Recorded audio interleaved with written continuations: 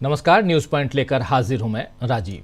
दोस्तों, राहुल गांधी देश की सियासत में कितना असर रखते हैं, इस बात के कुछ नए एग्जाम्पल, नए उदाहरण आज सामने आए हैं। राहुल गांधी ने वोटर लिस्ट में गड़बड़ी का मुद्दा उठाया था। इस बारे में प्रेस कॉन्फ्रेंस की थी, आपको याद होगा, और आज चुनाव आयोग की तरफ से वोटर लिस्ट को लेकर सफाई आ गई है। राहुल गांधी ने कुछ दिनों पहले मायावती के लिए कहा था कि हम चाहते थे कि वो हमारे साथ मिलकर चुनाव लड़ें, अगर ऐसा होता तो बीजेपी कभी सत्ता में नहीं आती। आज मायावती ने अपनी पार्टी में बड़ा फेरबदल करते हुए अपने भतीजे आकाश आनंद को उत्तराधिकारी बनाने से इनकार कर दिया है। आपको याद दिला दूं कि आकाश आनंद ने हाल ही में राहुल गांधी पर हमला बोला था। आइए जरा और आगे बढ़ें। आपको सेबी की पूर्व चीफ माधवीपुरी बुच याद होंगी शायद। माधवी अभी रिटायर हुई हैं 28 फरवरी को। राहुल गांधी ने इन्हीं माधवीपुरी बुच पर शेयर मार्केट में गड़बड़ी करने के आरोप लगाते हुए सघन जांच की मांग की थी, क्योंकि माधवी बुच सेबी की प्रमुख थीं और हिंडनबर्ग रिपोर्ट में अदानी मामले में उनका नाम आया था। अब अदालत ने एंटी करप्शन ब्यूरो को माधवीपुरी बुच पर एफआईआर दर्ज करने के आदेश दिए हैं। तो एक के बाद एक 3 ऐसी खबरें हैं दोस्तों आज सामने आई हैं जो किसी न किसी तरह राहुल गांधी से जुड़ी हुई हैं या उन मुद्दों से जुड़ी हुई हैं जिन पर राहुल गांधी ने आवाज बुलंद की है। बीजेपी पूरी कोशिश करती है कि किसी भी तरह राहुल गांधी की बात को नकारे या उन्हें नौसिखिया राजनेता साबित करे, लेकिन अब देश देख रहा है कि आज नहीं तो कल राहुल की बात ही सच निकलती है। नोटबंदी से लेकर जीएसटी, लॉकडाउन और कोरोना वैक्सीन तक कई मुद्दों पर समस्याओं की तरह राहुल गांधी ने ध्यान दिलाया था, लेकिन सरकार ने उनकी बात नहीं मानी, नहीं सुनी और बाद में आम जनता को इसकी तकलीफ उठानी पड़ी। अब राहुल गांधी की वोटर लिस्ट में गड़बड़ी से लेकर शेयर मार्केट घोटाले की बातें भी सच होती दिख रही हैं। आपको एक पुराना वीडियो दिखाता हूं जिसमें पवन खेड़ा और राहुल गांधी शेयर मार्केट में गड़बड़ी और सरकार की चुप्पी पर चर्चा कर रहे हैं। लेकिन आज क्यों प्रासंगिक हो गया ये वीडियो? इसलिए हो गया क्योंकि आज सेबी की जो पूर्व हैं चीफ हैं उन पर अब एंटी करप्शन ब्यूरो यानी एसीबी ने को अदालत ने कहा है कि इनके खिलाफ और उनके साथ साथ 5 अन्य के खिलाफ मुकदमा दायर कीजिए। जरा इस वीडियो को देखते हैं, पुराना वीडियो लेकिन बहुत महत्वपूर्ण है, थोड़ा याद कर लेते हैं। देखिए जरा। कॉर्पोरेट वर्ल्ड में ये बात बहुत चल रही है कि she is blackmailing the government, she is blackmailing the prime minister. And so she is basically protecting him and protecting his valuation and his reputation.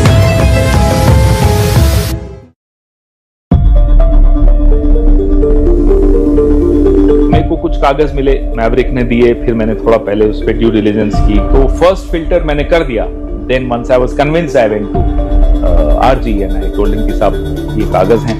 There's a whistleblower who's given me more information how she was dealing in shares of unlisted companies as chairperson of SEBI, which is bizarre. आपने एक बार सवाल पूछा था sir 2 साल पहले या 1 साल पहले पार्लियामेंट कि स्टार्टअप में गवर्नमेंट ने किस किस को फंड दिए कंपनीज को। उसमें एक company Predible health private limited, I am just giving you one example. Predible health को गवर्नमेंट पैसा देती है स्टार्टअप फंड से, और प्रेडिबल की founder member is Madhabi Buch, startup से पैसा लेती हैं और 16 करोड़ आईसीआईसी से लेती थी as SEBI chairperson, as member. SEBI से उनको 2.5 करोड़ साल का सैलरी मिलता था, आईसीआईसी से 16 करोड़ मिलता है। This after she left ICICI 10 years ago। अच्छा, जवाब भी बड़ा कंफ्यूजिंग। आईसीआईसीआई कहता है कि रिटायरमेंट थी। There was no provision of anybody retiring at the age of 47. She must have resigned. So if she resigned, she cannot encash her ESOPs 10 years after she resigned. ESOPs की एक policy है sir, 3 महीने में करना पड़ता है। And if she has done it, then she has to declare, she has to divulge it to SEBI, to the stock market. Where is that disclosure? कोई disclosure नहीं। और अभी तक गवर्नमेंट ने कुछ नहीं किया sir. They haven't moved an inch. We were expecting कि कहीं कोई एक्शन लेंगे, कुछ नहीं सर। क्यों? Why do you think? Sir जो मैंने I was in Mumbai sir, वहां जो सुना कॉर्पोरेट वर्ल्ड में ये बात बहुत चल रही है कि she is blackmailing the government, she is blackmailing. तो इस वीडियो में राहुल गांधी ने सवाल उठाया था कि सरकार कुछ कर क्यों नहीं रही है, और कल मुंबई की एक विशेष अदालत ने भ्रष्टाचार निरोधक ब्यूरो यानी एसीबी या एंटी करप्शन ब्यूरो कह सकते हैं उनको शेयर बाजार में कथित धोखाधड़ी और रेगुलेटरी उल्लंघन के मामले में माधवीपुरी बुच और 5 अन्य अधिकारियों के खिलाफ मुकदमा दर्ज करने का निर्देश दिया है। खास बात यह है कि 28 फरवरी यानी परसों ही माधवीपुरी बुच सेबी प्रमुख के पद से रिटायर हुई हैं और उनकी जगह तुहिनकांत पांडे को नया सेबी चीफ बनाया गया है और पद से हटते ही माधवी बुच पर कार्रवाई शुरू हो गई है। इधर आज चुनाव आयोग ने भी वोटर लिस्ट में एक ही जैसे EPIC यानी एपिक, जी हां एपिक नंबर कहते हैं, जो वोटर कार्ड का नंबर जो होता है एपिक नंबर EPIC, तो एपिक नंबर होने पर सफाई दी है कि एक ही जगह एक ही तरह के एपिक नंबर क्यों हैं। दरअसल पश्चिम बंगाल में अलग अलग राज्यों में एक पश्चिम बंगाल और दूसरे अलग अलग राज्यों में एक जैसे एपिक नंबर वाले कार्ड की पोस्ट सोशल मीडिया पर वायरल हुई है। और इससे पहले राहुल गांधी, संजय राउत, अरविंद केजरीवाल, आपको याद होगा ममता बनर्जी, ये तमाम नेता वोटर लिस्ट में गड़बड़ी की बात उठा चुके हैं। राहुल गांधी ने तो सीधे सीधे प्रेस कॉन्फ्रेंस की थी वोटर लिस्ट में गड़बड़ी के मामला, और खासकर ये मामला जो है महाराष्ट्र को लेकर उन्होंने प्रेस कॉन्फ्रेंस की थी जिसमें संजय राउत भी थे और सुप्रिया सुले भी थी, आपको याद होगा। उस प्रेस कॉन्फ्रेंस में उन्होंने साफ साफ कहा था कि आखिर लगभग 40-42 लाख जो वोटर हैं वो कैसे बढ़ गए। वैसे ही दिल्ली में बाद में 4 लाख वोटर कैसे बढ़ गए दिल्ली चुनाव से पहले, ये सारी बातें उठती रही हैं। इन सवालों का जवाब चुनाव आयोग से मांगा जाता रहा, लेकिन जब पश्चिम बंगाल में इस मसले पर बवाल मचा तब चुनाव आयोग का बयान आया है। चुनाव आयोग ने कहा है कि एपिक नंबर चाहे जो भी हो, कोई भी मतदाता अपने राज्य या केंद्र शासित प्रदेश में अपने संबंधित निर्वाचन क्षेत्र में अपने निर्धारित मतदान केंद्र पर ही वोट डाल सकता है जहां उसका मतदाता सूची में नाम दर्ज है और कहीं और नहीं। लेकिन भविष्य में इस तरह की कोई समस्या न पैदा हो, इसके लिए आयोग ने तुरंत कदम उठाते हुए इस पर काम करना शुरू कर दिया है। इसके लिए आयोग ये सुनिश्चित कर रहा है कि हर मतदाता को यूनिक वोटर कार्ड यानी एपिक नंबर जारी करेगा ताकि इस तरह की कोई भी समस्या फिर से सामने न आए। अब देखिए मजेदार तथ्य है कि यहां साफ साफ कह रहा है चुनाव आयोग कि हर मतदाता को यूनिक वोटर कार्ड यानी एपिक नंबर जारी किया जाएगा। तो अभी तक क्या था? अभी आप कह रहे हैं कि एक ही एपिक नंबर, एक ही तरह के एपिक नंबर से जो नंबर है वो महाराष्ट्र में भी हो सकता है, वो नंबर पश्चिम बंगाल में भी हो सकता है, वो नंबर बिहार और गुजरात और हरियाणा में भी हो सकता है। आखिर कैसे संभव है? और अगर संभव है तो फिर इस बात की तहकीकात क्यों नहीं होनी चाहिए? और अब आप जब फंस चुके हैं, यानी चुनाव आयोग जब फंस चुका है, तो कह रहे हैं कि आने वाले समय में हम इस गड़बड़ी को सुधारने के लिए एक ही एपिक कार्ड नंबर जो है वो जारी करेंगे। तो जिस तरह से सुधार के कदम चुनाव आयोग ने उठाए हैं और अपनी सफाई भी पेश की है, उससे जाहिर है कि विपक्ष जो सवाल कर रहा था वो बेमानी नहीं थे और राजीव कुमार जिस तरह विपक्ष की आलोचना किया करते थे वो बात भी ठीक नहीं थी। और विपक्ष के साथ साथ वो उन पत्रकारों की भी आलोचना करते थे जो उन पर सवाल दागते थे। लेकिन संवैधानिक संस्थाएं तो अब अपना दायित्व निभाती हुई दिख रही हैं, ये मान लीजिए, क्योंकि चुनाव आयोग कह रहा है कि हम अब करेंगे। जो हो गया उसका क्या? चलिए ये सवाल आपके लिए और खासकर चुनाव आयोग के लिए छोड़कर आगे बढ़ते हैं। आगे बढ़े हम चलते हैं अब उत्तर प्रदेश। मायावती का जिक्र मैं शुरुआत में कर रहा था।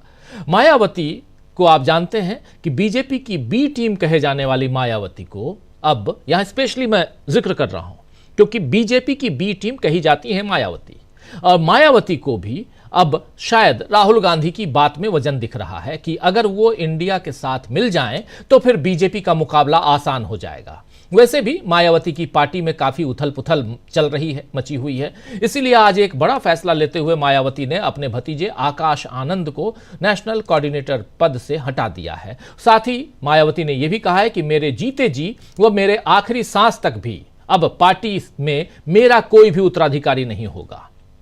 यानी अब जब तक मैं जिंदा हूं तब तक पार्टी की सर्वे सर्वा मैं ही हूं और मेरा कोई भी उत्तराधिकारी नहीं होगा। यानी आकाश आनंद का अब बसपा में शायद ही कोई महत्व बचे। वैसे उनके ससुर को भी थोड़े दिनों पहले मायावती ने पार्टी से निकाला था, आपको याद होगा। आकाश आनंद की जगह आकाश आनंद के ही पिता और अपने भाई आनंद कुमार और राज्यसभा सांसद रामजी गौतम को बीएसपी का नेशनल कोऑर्डिनेटर बनाया गया है। आपको बता दूं कि आकाश आनंद के तल्ख बयान काफी सुर्खियों में रहते हैं और फरवरी में उन्होंने राहुल गांधी पर भी हमला बोला था कि संसद में शोर मचाने और दलित छात्रों के साथ फोटो खिंचवाने से राहुल गांधी दलितों के हितैषी नहीं बन सकते हैं। हालांकि मायावती खुद राहुल गांधी और कांग्रेस पर हमले करती रहती हैं, लेकिन क्या आकाश आनंद को हटाने की एक वजह राहुल गांधी पर हमला भी है? यह सवाल अब उठने लगा है। वैसे मायावती ने लोकसभा चुनाव के बीच में भी आकाश आनंद से जिम्मेदारियां वापस ले ली थी, लेकिन फिर उन पर पार्टी का कामकाज संभालने का जिम्मा भी दिया था और अब ये बड़ा बदलाव किया है। मायावती के इस फैसले का कोई संबंध क्या इंडिया गठबंधन में जुड़ने से है?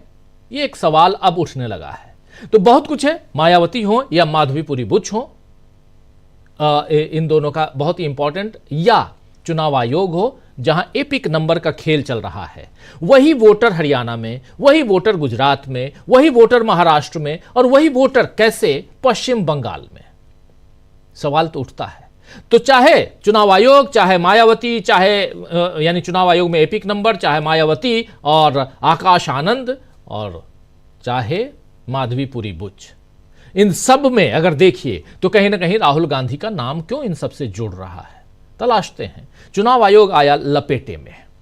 जी हां, चुनाव आयोग आया लपेटे में और राहुल की गुगली में कैसे फंसी हैं मायावती। चलिए उसको खोजने, ढूंढने, निकालने की कोशिश करते हैं। हमारे साथ कुछ वरिष्ठ साथी जुड़े हुए हैं, उन सबसे आपका पहले परिचय करवाता हूं। देखिए, इस वक्त 5 वरिष्ठ साथी जुड़े हुए हैं। अमलेंदु उपाध्याय जी हैं हमारे साथ, प्रशांत टंडन जी हैं हमारे साथ, जयशंकर गुप्ता जी हैं, प्रेम कुमार जी हैं और राहुल लाल जी हैं। आप पांचों का स्वागत इस्तकबाल है।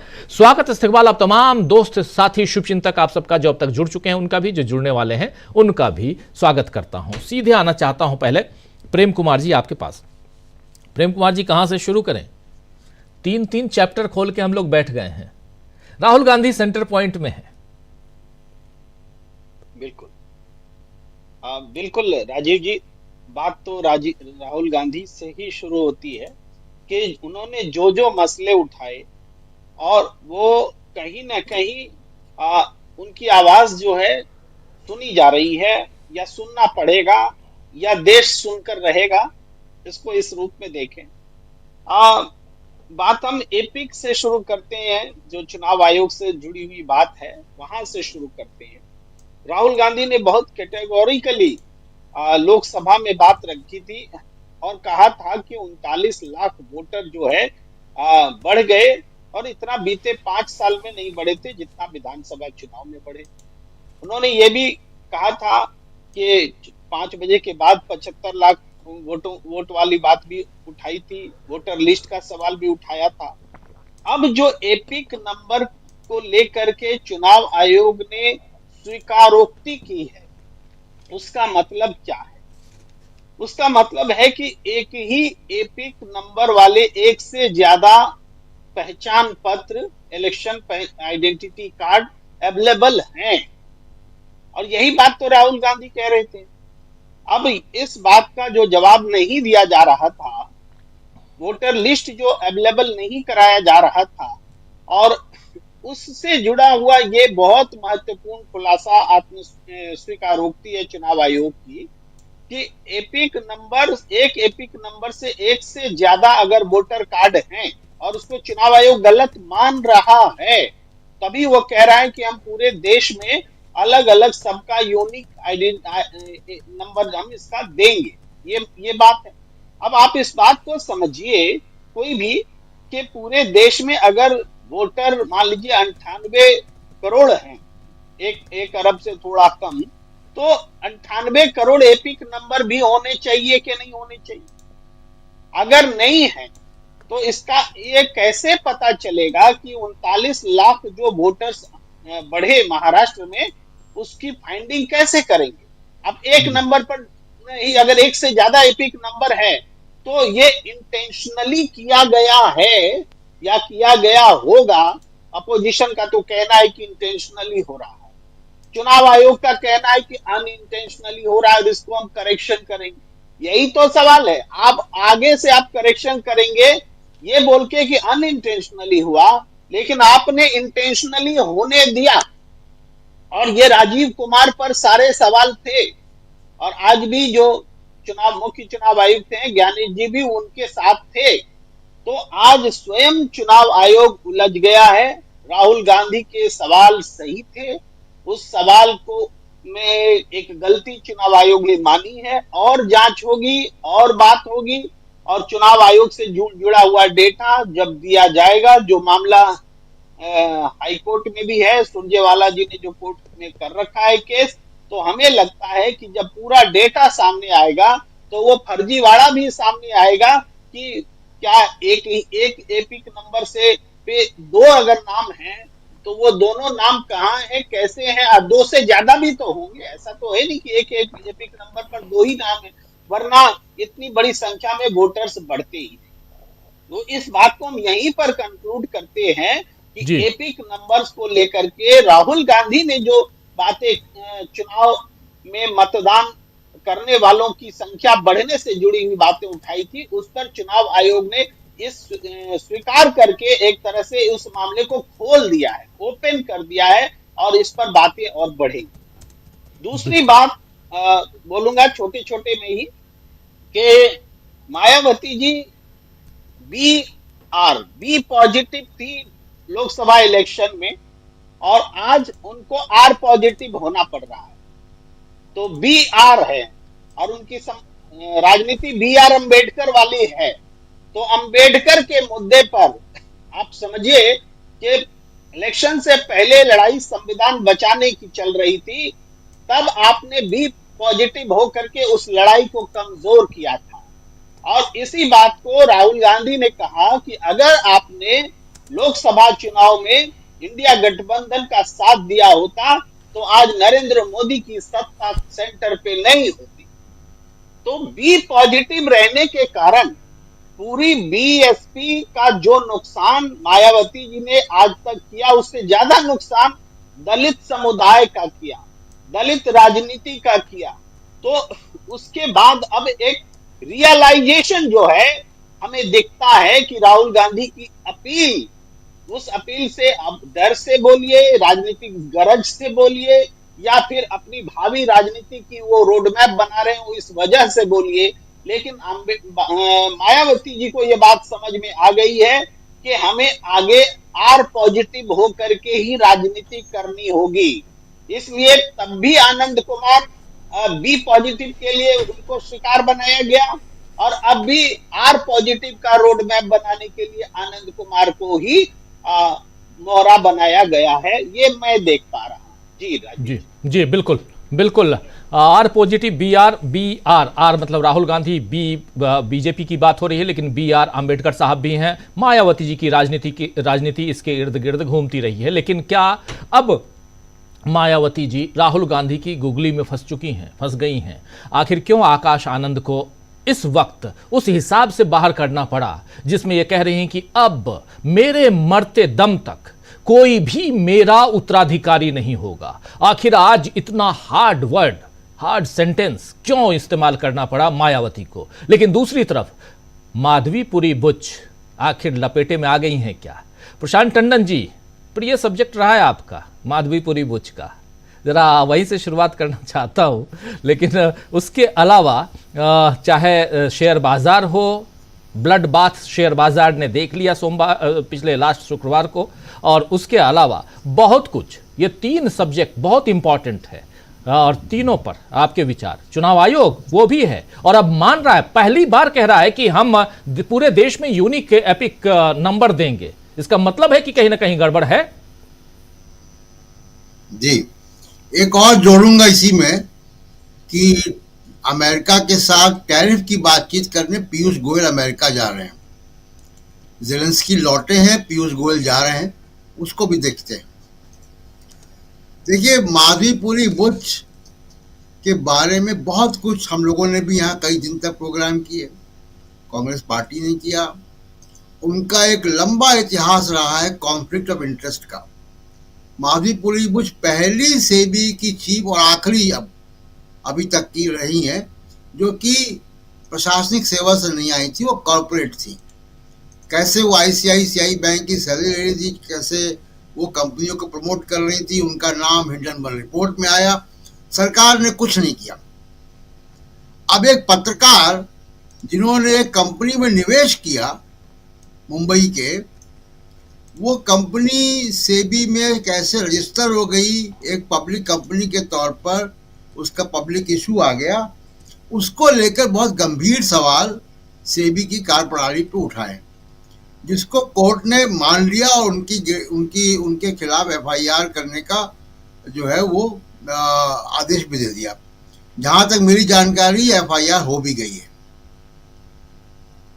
तो एफआईआर हुई है तो आगे की कार्रवाई भी होनी चाहिए। सरकार पूरी तरीके से इनको बचाने में लगे, क्योंकि एक मामला, अभी तो ये मामले दिख रहा है कि छोटा मामला है। कोई पत्रकार थे जो एक कंपनी है उसमें गए वो, और उस कंपनी का नाम भी मैं बता सकता हूँ। कंपनी एक लिस्टेड कंपनी है, कोई रिफाइनरी की कंपनी थी वो। तो उस कंपनी को लेकर एक विवाद है, लेकिन जब ये मामला एफआईआर खुलेगी, एफआईआर हो गई है, उस पर जांच होगी, कोर्ट में मामला बढ़ेगा, तो वो सब बातें आएंगी जो सवाल पिछले 1-2 साल से उठ रहे थे। और वो सवाल फिर वहीं तक जाएंगे, अडानी तक। फिर वही अडानी तक जाएंगे तो मोदी जी तक जाएंगे कि वो कैसे बचा रही थी उनको।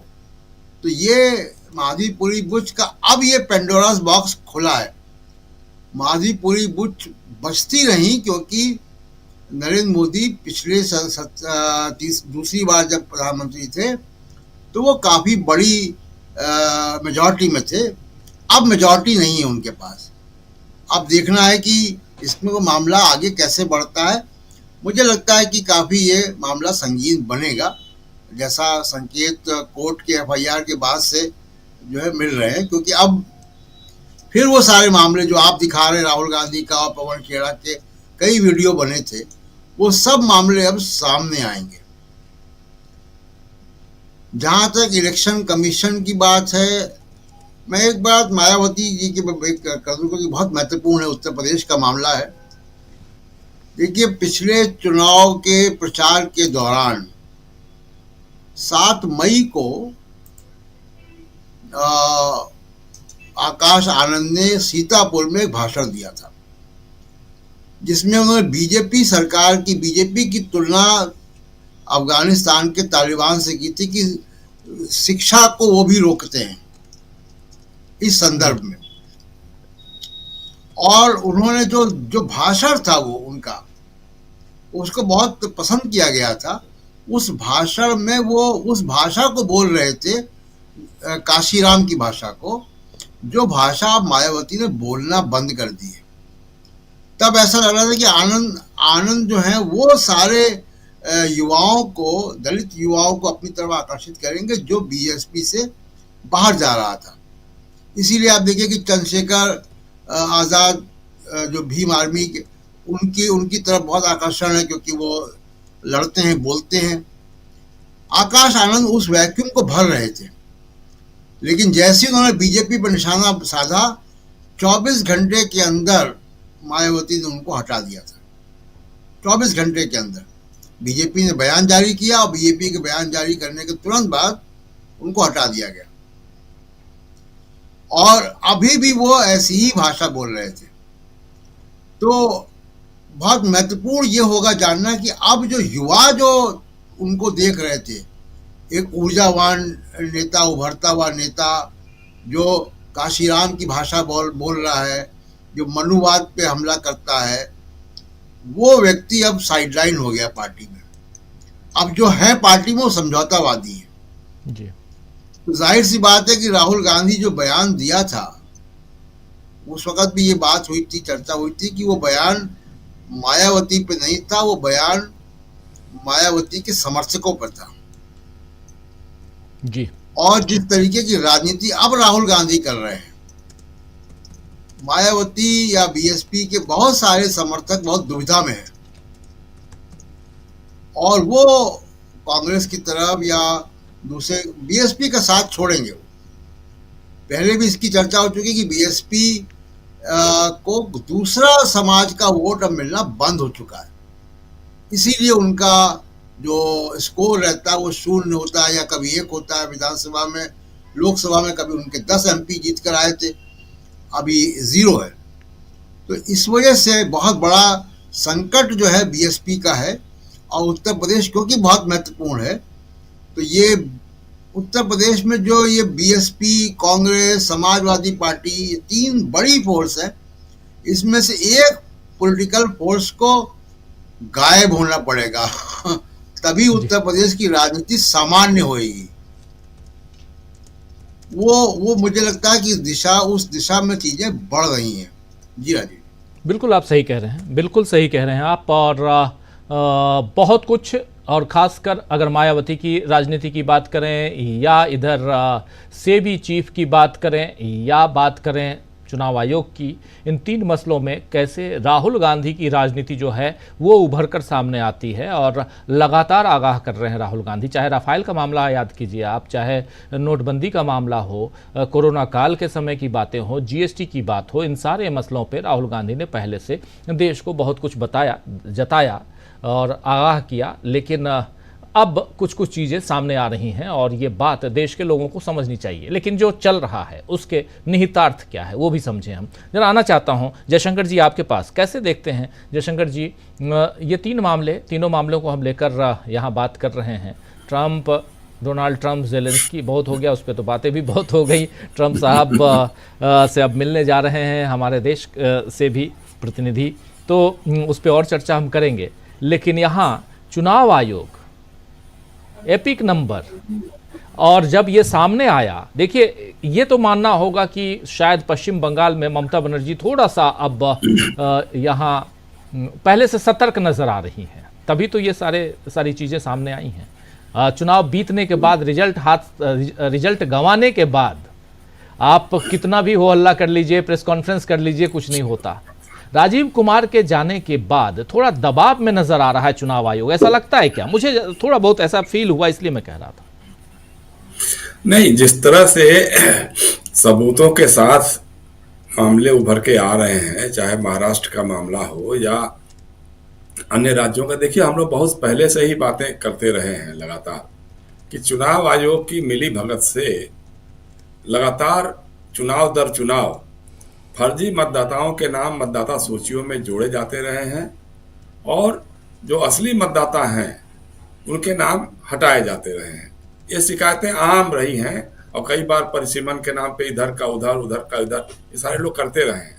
लेकिन राहुल गांधी ने और संजय राउत ने या सुप्रिया सुले ने जो प्रेस कॉन्फ्रेंस करके जो उदाहरण के साथ मामले को सामने लाया, और अभी तृणमूल कांग्रेस के लोगों ने जो उदाहरण दिए हैं, भाई अब आपके पास सब कुछ कंप्यूटराइज्ड है, डिजिटल है, आप तो चेक कर सकते हैं एपिक नंबर को कि कौन एक ही नंबर के हैं कि नहीं है। लेकिन इसका मतलब कि कहीं बड़े पैमाने पर राजनीतिक साजिश के तहत मतदाता सूचियों में धांधली की जा रही है, ये आरोप लगभग सही माने जा रहे हैं, पाए जा रहे हैं। अब देखिए राजीव कुमार तो चले गए, लेकिन माधवी बुच भी चली गई। तो माधवी बुच को जिस तरह से आज कटघरे में खड़ा किया गया है, मुझे लगता है कि आने वाले समय में कभी ऐसा भी आ सकता है कि राजीव कुमार जैसे लोग भी कटघरे में होंगे, क्योंकि इन्होंने जिस तरह से ब्लंटली घटिया स्तर के जो शायरी सुना करके अपनी धांधलियों को, अपनी इसको जायज ठहराने की कोशिश की, तो कभी ना कभी तो बात आएगी, जरूर आएगी। और मुझे लगता है कि थोड़ा सा इस चुनाव आयोग के बारे में चूंकि पहले से ही बहुत सारी बातें आ गई, राहुल गांधी ने सवाल उठा दिया, ज्ञानेश कुमार के चयन को लेकर के भी उठा दिया कि किस तरह से रात के अंधेरे में उनका नाम तय कर दिया गया और जो चयन की प्रक्रिया रही उसमें कितनी खामियां थी। तो उसको लेकर के हो सकता है कि शायद चुनाव आयोग कुछ करे, लेकिन क्या करेगा ये तो देखने वाली बात है। दिल्ली विधानसभा के चुनाव के पहले भी तो सारे लोगों ने सवाल उठाए थे कि किस किस क्षेत्रों में कितने मतदाता जोड़ दिए गए, कितने हटा दिए गए। अब एक पूर्व सांसद के निवास पे इतने सारे मतदाता बना दिए गए जो अनधिकृत रूप से रह रहे थे वहां पे, और कहते हैं कि हम मार्केट रेंट दे करके हम रह रहे थे। लेकिन अब वो राज्य सरकार में आज मंत्री हैं वो जी, तो उसके बावजूद चुनाव आयोग ने तो कुछ किया नहीं। तो ये उस समय राजीव कुमार के ही देखरेख में चल रहा था सारा कुछ। तो हो सकता है कि ज्ञानेश कुमार जी या उनके नेतृत्व वाली जो टीम है शायद उससे सबक लेकर के, क्योंकि अब धीरे धीरे पब्लिक में मामला आ रहा है और पब्लिक परसेप्शन भी बनते जा रहा है कि जरूर कुछ ना कुछ तो धांधली है। इतने सबूतों के साथ लोग सामने आ रहे हैं, तो कुछ ना कुछ तो जरूर दाल में काला है। पूरी दाल काली है कि नहीं है ये तो बात में तय हो पाएगा, लेकिन मुझे लगता है कि अब विपक्ष को इसके लिए थोड़ा सा और आक्रामक और सक्रिय होना पड़ेगा। अदालतों से लेकर के सड़क तक भी चुनाव आयोग की कारनामों को लेकर के थोड़ा आक्रामक बनना पड़ेगा। मुझे लगता है एक तो ये बात है। दूसरी बात जो है, आपने पूछा माधवी बुच के बारे में, उस पर भी अभी प्रशांत जी समझा रहे थे, हम लोग भी बहुत बोल चुके हैं, इसी मंच पे बहुत सारा कुछ बोल चुके हैं। अब जब उनको मोदी जी बचा रहे थे या मोदी जी को या अडानी जी को वो बचा रही थी, ये भी एक बड़ा जटिल सवाल है, क्योंकि लगातार अडानी के मामले में जो हिंडनबर्ग के खुलासे थे उसके बावजूद उनके खिलाफ कोई कार्रवाई नहीं हुई।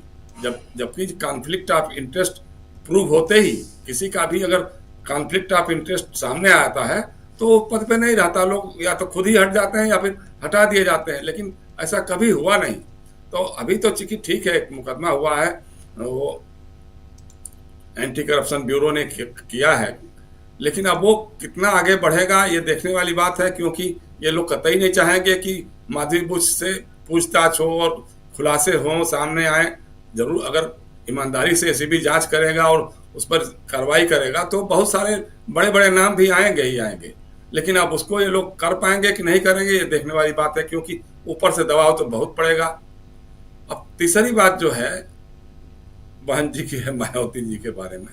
देखिए, मायावती जी बहुत एक तरह से क्या कहें, उनको समझ में नहीं आ रहा कि किस तरफ चले हैं वो, क्योंकि जो पार्टी कभी 2007 में 206 विधायक जीता करके लाई थी, उस पार्टी की आज हालत हो गई है कि विधानसभा में सिर्फ एक विधायक है।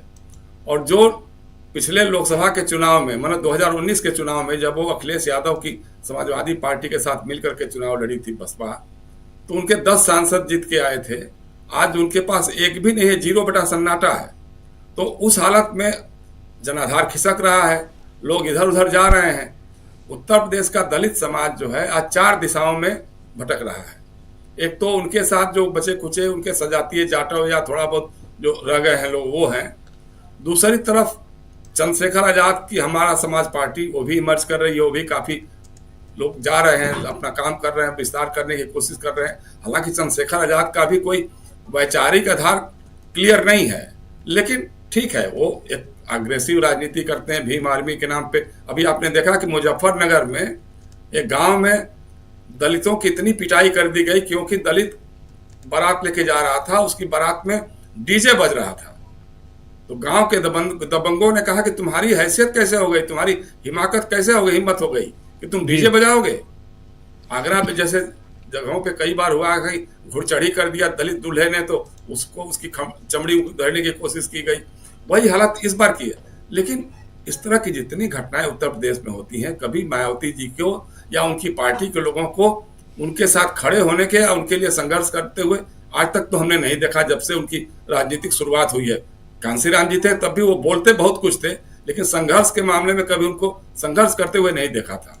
तो एक तो चंद्रशेखर आजाद है, दूसरी तरफ कांग्रेस का जो परंपरागत जनाधार रहा है दलित, मुस्लिम और ब्राह्मण, अब वो लोग कांग्रेस की तरफ देख रहे हैं, दलित समाज के लोग कांग्रेस की तरफ देख रहे हैं। और खास तौर से राहुल गांधी जिस तरह की भाषा बोल रहे हैं, बाबा साहब भीमराव अंबेडकर साहब के बारे में जो उनके ख्यालात बन रहे हैं और जो सामाजिक न्याय की बातें कर रहे हैं, उससे दलित समाज का बड़ा तबका भी कांग्रेस की तरफ देख रहा है।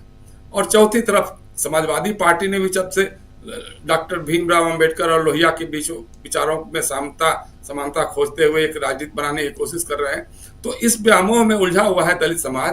अब उसमें किधर लेकर के जाएं?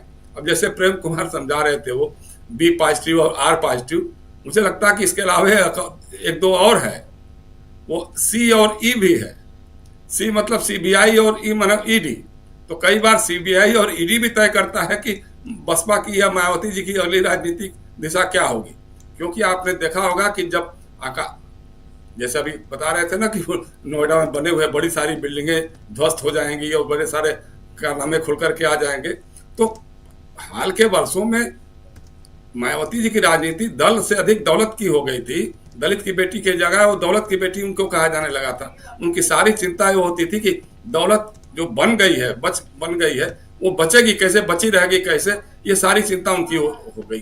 तो उसको देख करके भी कभी वो भी पॉजिटिव हो जाती है, कभी राजनीति को लगता है देखते हुए कि नहीं साहब, हो सकता है कि उत्तर प्रदेश में गठबंधन अगर हम करके चुनाव लड़ें तो शायद हो सकता है कि फिर से एक इमरजेंस हो जाए, तो फिर आर पॉजिटिव होने की बात भी होने लग जाती है। लेकिन यह है कि उत्तर प्रदेश में अगर अभी भी उनको अपनी राजनीति को बना के रखना है, सक्रियता बना के रखना, अपने लोगों को बांध के रखना है, तो कहीं ना कहीं कांग्रेस के साथ और समाजवादी पार्टी का जो इंडिया अलायंस है उसके साथ उनको जोड़ना पड़ेगा। एक लाइन ये भी चल रही है कि अगर मान लीजिए समाजवादी पार्टी के साथ नहीं हुआ तो कांग्रेस और बसपा मिलकर के कुछ गठबंधन कर सकते हैं। हालांकि ये थोड़ी दूर की कौड़ी हो सकती है, लेकिन ये भी एक राजनीति चल रही है। और दूसरी बात यह कि उस समय भी जब आकाश आनंद को हटाया था मायावती जी ने, तब यही कहा था कि अब हमारा कोई उत्तराधिकारी नहीं होगा, और उसके कुछ दिनों बाद फिर उनको वापस लेकर के फिर नेशनल कोऑर्डिनेटर बना दिया। अतीत से लेकर के जब कांसीराम जी से लेकर के अभी तक बसपा बनी है, प्रेम कुमार जी को भी मालूम होगा, हमारे राहुल भाई हैं, तो सारे जितने के जितने राष्ट्रीय अध्यक्ष हुए, उनके जितने प्रदेश अध्यक्ष, मतलब राष्ट्रीय अध्यक्ष तो खुद ही रहती हैं वो, जितने पदाधिकारी हुए, जो प्रदेश अध्यक्ष हुए, कोई भी उनके साथ नहीं रहा। सभी या तो बाहर कर दिए गए या बाहर होते चले गए, और उनका किसी का नाम लेवा भी किसी को पता नहीं होगा। तो कभी उन्होंने दूसरी पंक्ति को डेवलप करने की, विकसित होने की कोशिश ही नहीं की कि उनकी पार्टी में कोई सेकंड लाइन भी डेवलप हो सके। और अभी भी जैसे मान लीजिए आकाश आनंद को हटाया है तो अपने भाई को ही बनाया है, भाई को या फिर दूसरे भतीजे को बनाया है, तो परिवार की ही पार्टी बना करके वो रखना चाहती है। एक बात तो ये भी है। दूसरा ये कि उनके जो समधी हैं अशोक सिद्धार्थ, उनको लेकर के उनकी पता नहीं क्या है। अब वो कह रही है कि वो पार्टी में गुटबाजी कर रहे हैं। अब किस तरह की, तो अखबारों में तो कुछ देखने को उस ढंग से मिल नहीं रहा है या मीडिया में नहीं दिखाई दे रहा है, लेकिन उनका आरोप यह भी है कि मिली भगत मिल करके वो दोनों राजनीति कर रहे हैं, हमारी पार्टी को तोड़ने की या गुटबाजी में फंसाने की कोशिश कर रहे हैं। अब इन सब चीजों को देखते हुए, अब चूंकि उत्तर प्रदेश का विधानसभा का चुनाव तो अभी थोड़ा टाइम है, वहां पे मेरे ख्याल से 1-2 साल तो है, अभी बाद में होगा चुनाव, तो उसमें देखना यही होगा कि उत्तर प्रदेश का दलित समाज जो है अब किस दिशा की ओर जा रहा है। क्योंकि मायावती जी थकी हुई भी लग रही हैं, उनसे लोग निराश भी काफी हो रहे हैं। ऐसे में उनको अपनी राजनीति को बचाने के लिए और दलित समाज को अपनी दिशा तय करने के लिए इसमें थोड़ा सा वक्त लगेगा। जी राजीव जी। बिल्कुल बिल्कुल, इसमें वक्त लगेगा। थोड़ा आना चाहता हूं राहुल लाल जी, क्या कहेंगे इन तमाम मसलों पे? राहुल जी। राजीव जी देखिए, माधवीपुरी बुच का जो पूरा मामला है वो तो हम लोगों को लग रहा है कि एक तरह से उसने भारतीय अर्थव्यवस्था की जो बिल्कुल गंभीर एक स्थिति है उसके तरफ ध्यानाकर्षण करा दिया है। क्योंकि देखिए, जब से हिंडनबर्ग का फर्स्ट रिपोर्ट था, और मैं तो मुंबई के उस कोर्ट को जो है कि जो स्पेशल कोर्ट है एंटी करप्शन ब्यूरो का, उसको मैं धन्यवाद दूंगा कि उन्होंने एक नजीर स्थापित किया है। चलिए हम कह रहे हैं कि आगे जांच पड़ताल हो या ना हो, आगे हो सकता है दबाव की स्थिति हो जाए, लेकिन माधवीपुरी बुच के ऊपर जिस तरह से FIR दर्ज हुआ है कोर्ट के आदेश के बाद, ये भी अपने आप में बड़ी कड़ी है। क्योंकि देखिए, सुप्रीम कोर्ट में जब अडानी के मामले को लेकर पहली बार मामला चल रहा था और उसके मामले की जांच करने का काम सेबी को दे दिया गया था, और जब सेबी के चीफ माधवीपुरी बुच के ऊपर सवाल खड़े हो रहे थे, कॉन्फ्लिक्ट ऑफ इंटरेस्ट के मामले उसी समय से गर्म हो रहे थे कि भाई अडानी के कंपनियों को, अडानी के भाई के कंपनियों में न केवल माधवीपुरी बुच और उनके पति, उन दोनों के ऑफशोर कंपनियों में अलग अलग जो सेल कंपनियां हैं उसमें उनकी हिस्सेदारी थी। ये चीजें बड़ी विस्तृत व्याख्या थी, अंतर्राष्ट्रीय स्तर पर बड़े जो है कि एक तथ्य सामने में आए थे। लेकिन भारत में निवेशकों के किस तरह से खून पसीने की कमाई डूबेगी, सुप्रीम कोर्ट ने बड़ी जम के सुनवाई की थी राजीव जी, लेकिन कोई भी कार्रवाई माधवीपुरी बुच के ऊपर नहीं हुई। और सेबी जो है कि पूरे ढील ढिलाई के साथ उसने एक जांच रिपोर्ट दिया सुप्रीम कोर्ट में। उसका नतीजा हम लोग अभी भी देख रहे हैं कि हमारे शेयर बाजार की क्या स्थिति बनी हुई है। आज एक पीड़ित पत्रकार वहां पे गया और उसने न्याय की लड़ाई लड़ी, और ये एक छोटी सी शुरुआत होते हुए हम लोगों को दिखाई दे रही है। लेकिन जो निवेशकों का, जो सुप्रीम कोर्ट इसकी सुनवाई कर रहा था कि हमारे घरेलू निवेशकों के जो खून पसीने की कमाई जो है कि वो बर्बाद होगी, बताइए उसके लिए कौन उसके लिए दोषी होगा?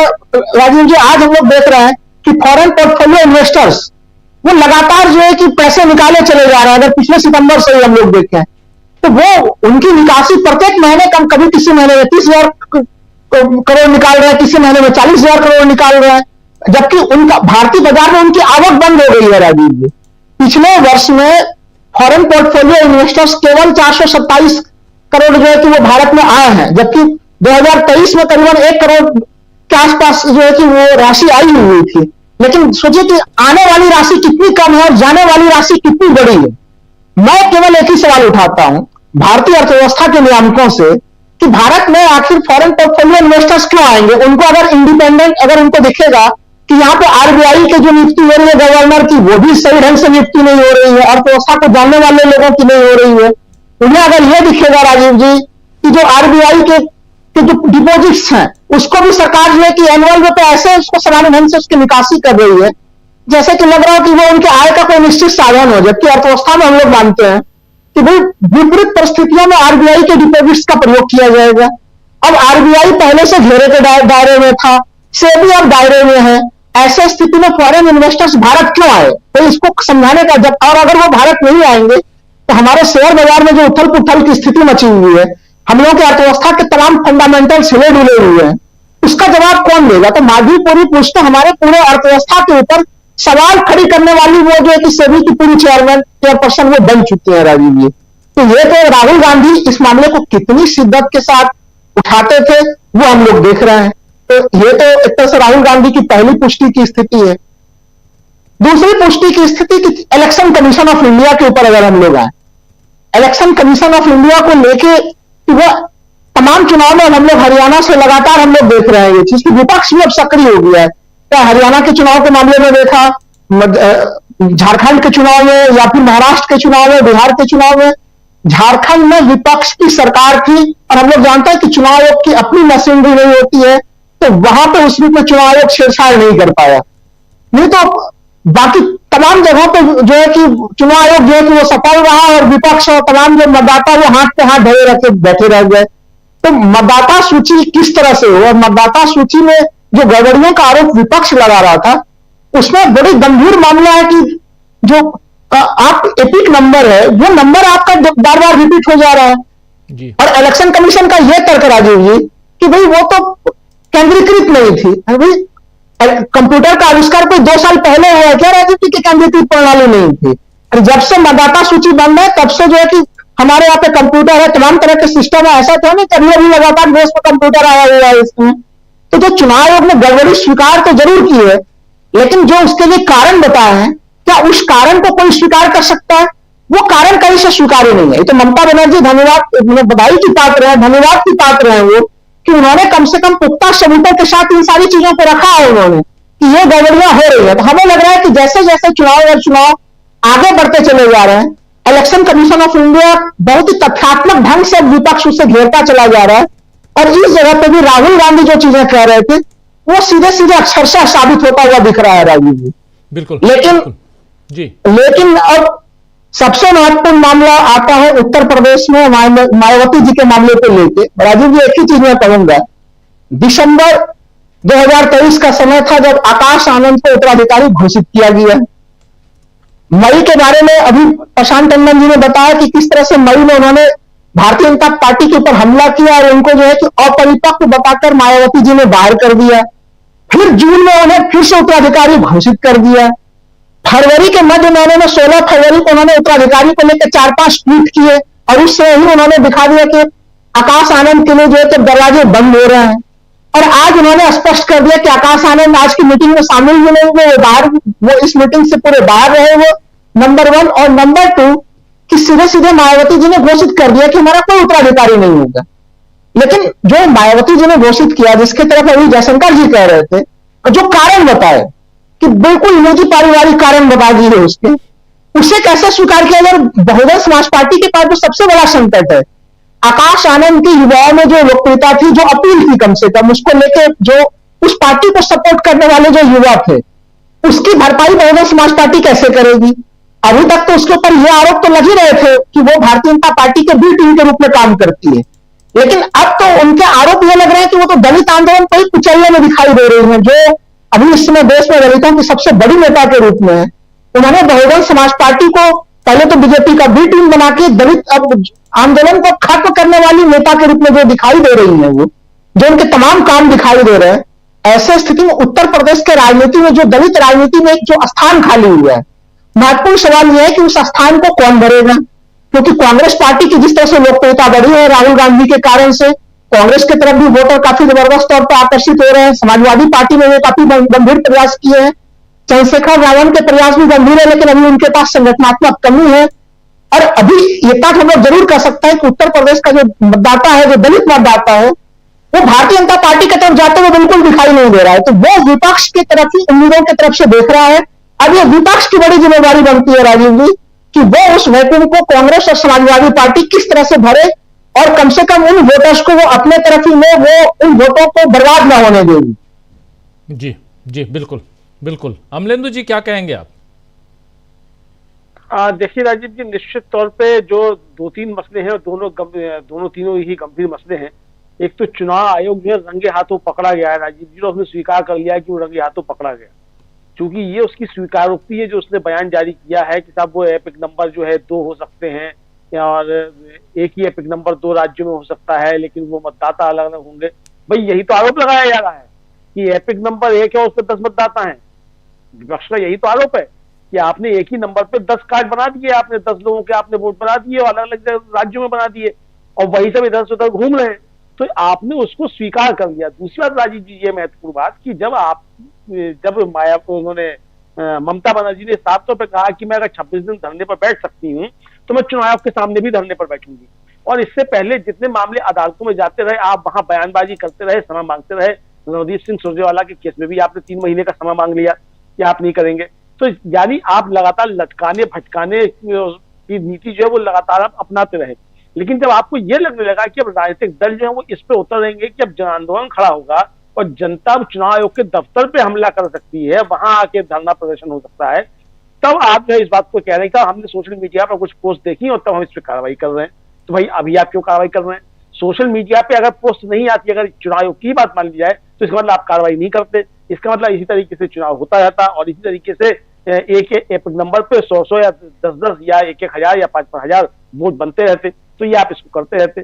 तो ये राजनीति एक तरीके से चुनाव आयोग ने स्वीकारोक्ति की है कि हाँ, विपक्ष के आरोप सही है और हम इसको अब ठीक करेंगे। ये उन्होंने अपनी सफाई देने की कोशिश की है। बाकी उसके तकनीकी कारण बताएं कि क्यों हुआ, कैसे हुआ, तो वो सब तकनीकी कारणों में जाने की कोई आवश्यकता नहीं है, चूंकि ये स्वीकारोक्ति एक तरीके से है। दूसरी बात राजीव जी, जिस तरीके से माधवीपुरी बुच का मामला अब सामने आ रहा है, तो अब ये अदालतें इसमें सक्रिय हो रही हैं, लोग पहुंच रहे हैं, तो इसका मतलब राजीव जी साफ तौर पर यही समझा जा सकता है कि अब ये मामला और ज्यादा आगे बढ़ेगा। और जो यहाँ चलाया जा रहा था कि ट्रंप ने वहां खत्म कर दिया है मामला, कानून खत्म कर दिया है, निलंबित कर दिया है यूएस में, और उसका फायदा जो है राष्ट्रीय सेठ को मिलेगा, तो राष्ट्रीय सेठ को फायदा मिलेगा नहीं मिलेगा वो तो बात की मसला है।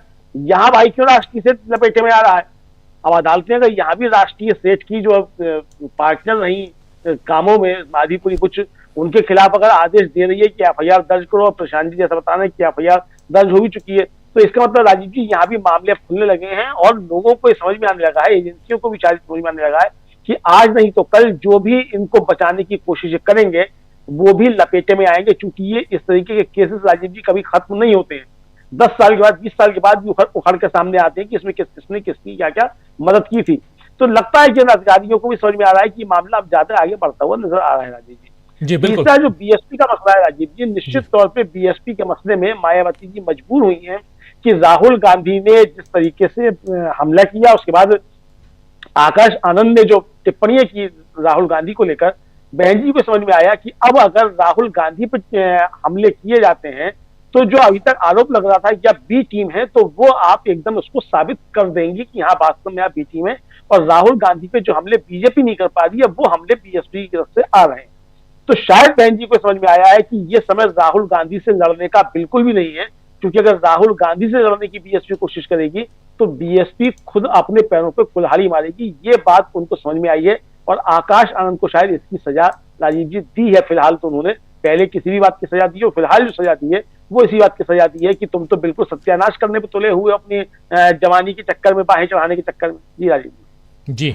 लेकिन उन्होंने पहले नवंबर महीने में जब बीजेपी पर उन्होंने हमला बोला था तब भी इनको बाहर किया गया था। तो पहले बी टीम अब आर टीम बनने जा रही हैं या इंडिया गठबंधन के साथ जुड़ने जा रही हैं क्या मायावती, ये देखा जाएगा। लेकिन इस वक्त जब हम चर्चा कर रहे हैं तो अभी तक तो मायावती बी टीम हैं, लेकिन क्या उनका आत्मा परिवर्तन हो गया है? ये देखा जाएगा। आत्मा परिवर्तन यानी वो बी से आर की तरफ आ रही हैं क्या, ये मायावती के लिए। मगर यहाँ बहुत इम्पॉर्टेंट है एक मसले पे चर्चा करना, और वो है जो चुनाव आयोग ने जो बात मानी है। चुनाव आयोग ने जो कहा कि यूनिक एपिक नंबर हम देंगे। प्रेम कुमार जी, ये तो साफ है कि कहीं ना कहीं जो बात लगातार कही जा रही थी उस बात को स्वीकार कर रहा है चुनाव आयोग, और यहां से एक नए आंदोलन की शुरुआत हो सकती है। अगर विपक्ष चाहे तो घेर सकता है विपक्ष कायदे से कि आप पूरे हिंदुस्तान में अलग अलग एक ही नंबर से आप अलग अलग राज्यों में कैसे वोटर आईडी बनवा रहे हैं। यही तो बोल रहा है ये वेस्ट बंगाल के जो लोग हैं वो यही बोल रहे हैं। वेस्ट बंगाल की सरकार, खासकर मायावती, कह रही है कि हम तो धरना प्रदर्शन के लिए तैयार हैं। जयशंकर जी कुछ जोड़ रहे हैं? जयशंकर जी नहीं, ममता बनर्जी कर रही है। मैं सॉरी, जी ममता बनर्जी जी, बिल्कुल।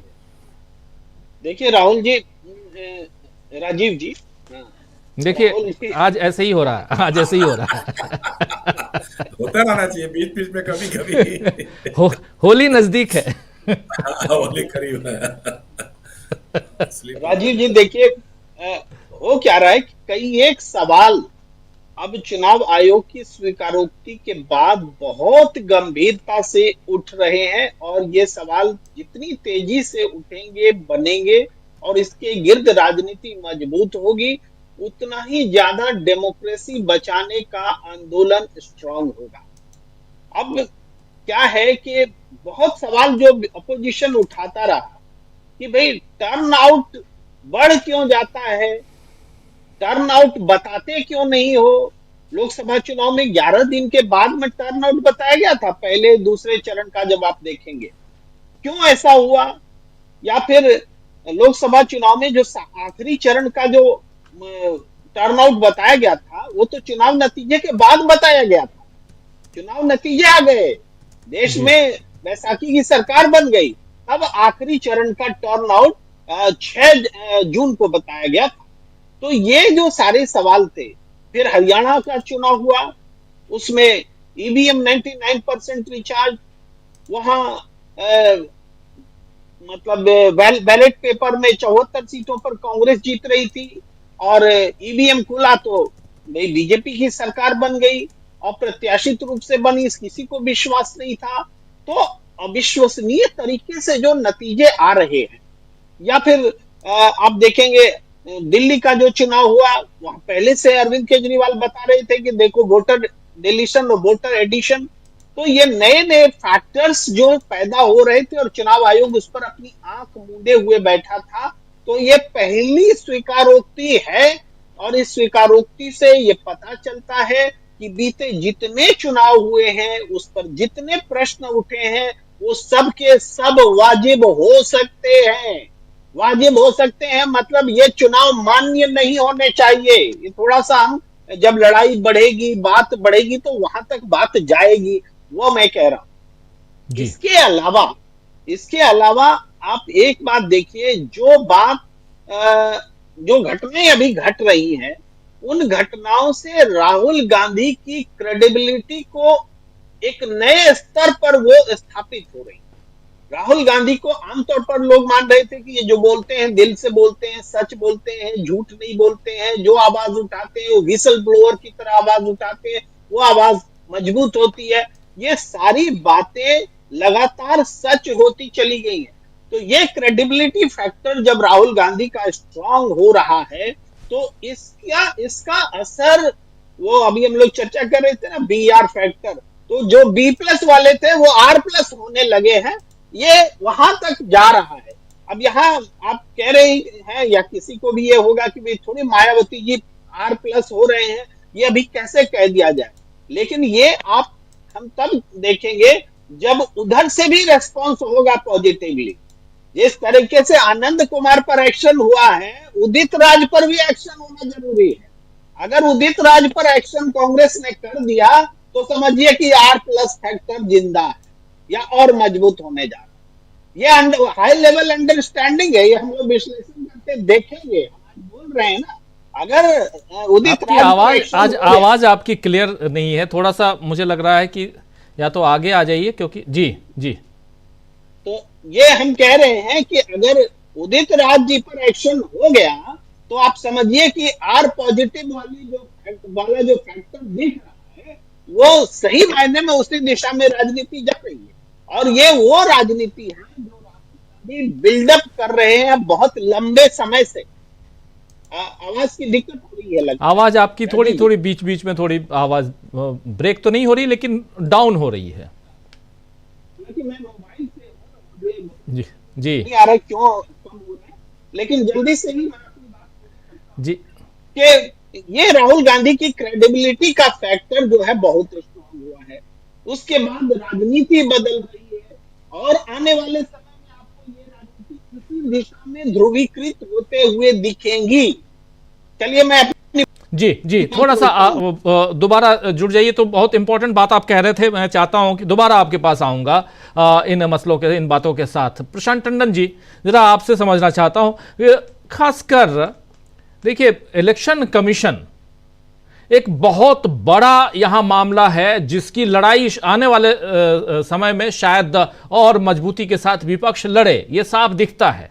अभी चुनाव नहीं है, हो सकता है कि चुनाव के वक्त ये लड़ाई हो, मगर ये इंपॉर्टेंट भी है कि देश के लोकतंत्र को अगर मजबूत रखना है तो कम से कम धांधलियों को तो रोकना ही होगा। चुनाव सुधार की बात लगातार होती रही है देश में, टीएन सेशन के समय से लेकर अभी तक कई बार हमने इन चीजों को देखा भी। टीएन सेशन का नाम इसलिए लेता हूं क्योंकि उस समय एक आमूलचूल परिवर्तन हुआ था। उसके बाद हम लोगों ने देखा कि कैसे ईवीएम आया, इलेक्ट्रॉनिक वोटिंग मशीन आई, उसके बाद उसमें वीवीपैट लगाने का ऑर्डर आया, और उसके बाद से हम देख रहे हैं कि इन सब पे, ईवीएम पे भी सवाल उठे, वोटर लिस्ट पे सवाल लगातार 2019 के चुनाव के बाद से। और हम लोग कई बार इसी मंच से, जब वोटर लिस्ट की कोई चर्चा नहीं करता था, तब हम लोग यहां पे चर्चा करते थे कि उसमें धांधली है। और आप याद कीजिए कि 2022 के उत्तर प्रदेश चुनाव के बाद से खासकर, मुझे ध्यान है जयशंकर जी आपको भी याद होगा कि हम लोग वोटर लिस्ट को लेकर लगातार चर्चा करते रहे, क्योंकि उत्तर प्रदेश में यह धांधली हुई थी। लेकिन प्रमाण नहीं है तो हम भी एक क्वेश्चन मार्क के साथ कहते हैं कि धांधली हुई थी, हम भी एक्सक्लेमेशन के साथ कहते हैं, एक्सक्लेमेटरी सेंटेंस के साइन के साथ कहते हैं कि धांधली हुई थी। मगर अब जब चुनाव आयोग कह रहा है कि यूनिक एपिक नंबर हम पूरे देश में देंगे, तो इसका क्या मतलब है? इसका मतलब है कि धांधली है, यह माना जाए।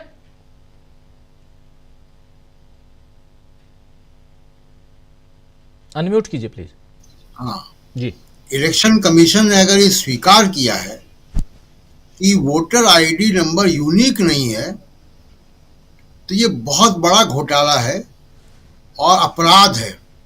भारत के लोकतंत्र के साथ अपराध है, भारत के संविधान के साथ अपराध है। यूनिक नंबर अगर नहीं है तो दरवाजे खुले हैं। कैसे पाएंगे हरियाणा और महाराष्ट्र के वोटर, मतदाता वहां पे पश्चिम बंगाल की एक सीट पे? कहाँ चले गए? मेरठ में जो अरुण गोविल जी की जीत हुई, उस पर सवाल खड़े हुए कि नए मतदाता है। महाराष्ट्र में 5 महीने के अंदर 37 लाख या 29 लाख नए मतदाता जुड़ गए। ये 2019 से चल रहा है। और याद कीजिए कि बैलेट पेपर के समय भी कई बार ये खबरें आती थी कि बूथ कैप्चरिंग हो गई।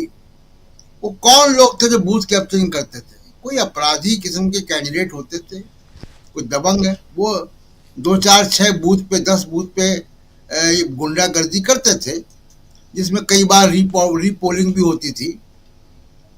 वो केवल 1 या 2 सीट का ही शायद प्रभावित कर पाते रहे होंगे, या कुछ बूथों का।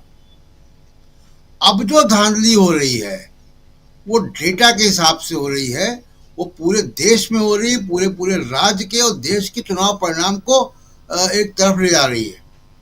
ये बड़ी धांधली है। और राजीव कुमार ने इसको मतलब जिस तरीके से उनके जवाब आते रहे, इस पूरे धांधली पे गंभीरता से उन्होंने काम नहीं किया।